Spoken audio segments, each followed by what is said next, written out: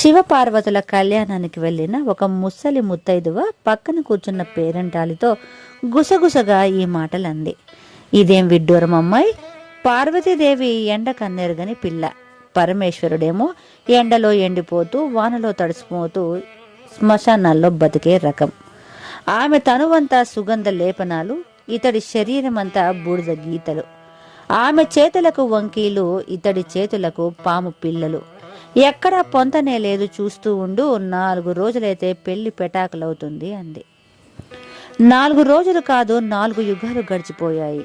కానీ వారు ఆది ప్రేమికులు, ఆది దంపతులుగా వర్ధిల్లుతూనే ఉన్నారు. బయటకు కనిపించే రూపాన్ని కాదు, శివుని అంత సౌందర్యాన్ని చూసింది పార్వతీదేవి. అతడు విష్ణువైతే ఆమె లక్ష్మీదేవి, అతడు సూర్యుడైతే ఆమె నీడ, అతడు పదమైతే ఆమె అర్థం. అలా అని ఆ దంపతుల మధ్య విభేదాలు రాలేదా అంటే వచ్చాయి. ఆ కాపురంలో సమస్యలు తలెత్తలేదా అంటే తలెత్తాయి. ప్రతి సమస్య తర్వాత ఆ బంధం మరింత బలపడింది. ప్రతి సంక్షోభం ముగిశాక ఒకరికి ఒకరు బాగా అర్థమయ్యారు. ఏ ఆలు మొగలైన పట్టు విడుపుల పాఠాన్ని శివపార్వతుల నుంచే నేర్చుకోవాలి. ఒకసారి శివుడు మాట చెల్లించుకుంటే మరోసారి పార్వతి పంతం నెగ్గించుకుంటుంది.